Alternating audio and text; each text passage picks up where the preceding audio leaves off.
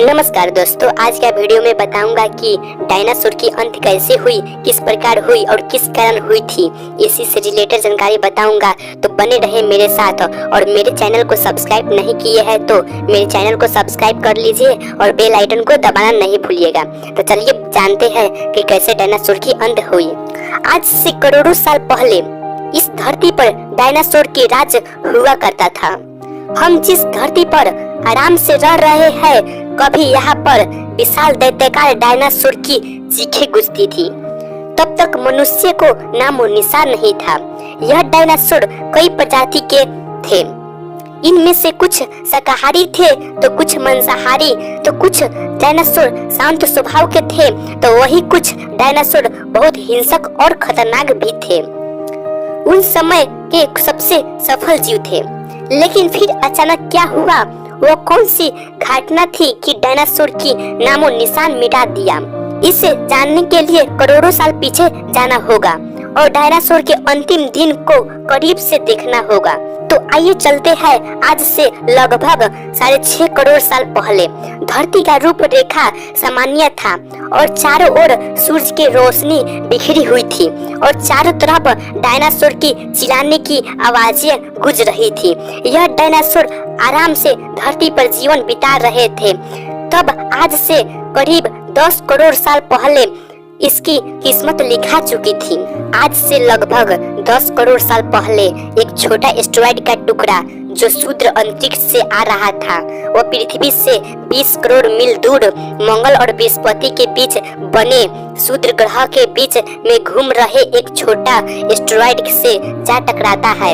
यह टकराव के वजह से उसकी दिशा बदल जाती है और शुद्ध ग्रह से निकलकर सीधे पृथ्वी के ओर 22,000 मील प्रति घंटा के रफ्तार से बढ़ने लगता है। जब यह एस्टेरॉयड पृथ्वी से 84,000 किलोमीटर की दूरी पर था, तब धरती से शायद डायनासोर की अंत न होता। यदि यह एस्टेरॉयड पृथ्वी के उपग्रह चांद से टकराता तो लेकिन नियति का कुछ और मंजूर था, इसलिए यह बड़ा एस्टेरॉयड चांद के बहुत नजदीक से गुजर गया और यह एस्टेरॉयड पृथ्वी के वातावरण के संपर्क में आया तो इसकी रफ्तार एकाएक बढ़ गया। पृथ्वी के वायुमंडल में घुसते ही घर्षण की वजह से यह एस्टेरॉयड आग में परिवर्तित हो गया। उसकी चमक इतनी थी कि धरती पर टकराने से पहले ही 1000 जीवों आग के जलते एस्टेरॉयड को पूरी तरह अंधे हो चुके थे।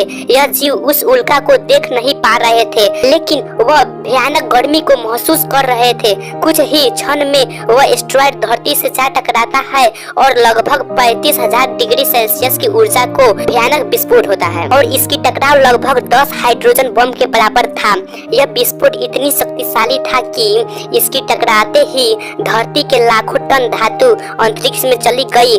टकराने वाला जगह पर 180 किलोमीटर चौड़ा और 20 किलोमीटर गहरा गड्ढा बन गया। विस्फोट के कारण इस गड्ढे का सारा मेटल और पत्थर आसमान में धूल के बड़े बादल में बदल गए। 16 मिनट 40 सेकंड के बाद जमीनी टकराव के वजह से धरती के अंदर चारों ओर 11.1 तीव्रता से भूकंपीय तरंगे उठने लगी।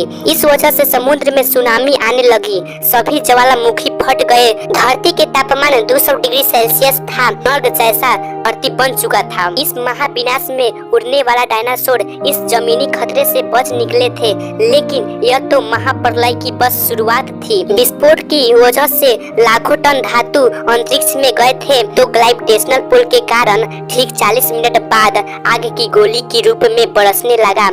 साथ ही धूल के बहुत ही बड़ा तूफान 6000 किलोमीटर प्रति घंटा के रफ्तार से पृथ्वी के दूसरी ओर मौत लेकर आ रहा था। यह धूल के बादल कई किलोमीटर मोटे थे, जिसकी वजह से धरती पर सूरज की रोशनी नहीं आ रहा था।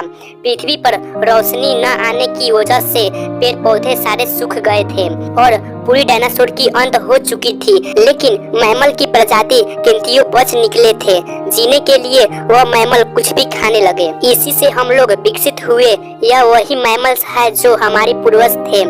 हम इंसान कहाँ से आए, हम लोग का जन्म कैसे हुई थी, यह जानेंगे अगले एपिसोड में। आज के लिए बस इतना ही। मेरे वीडियो को देखने के लिए धन्यवाद।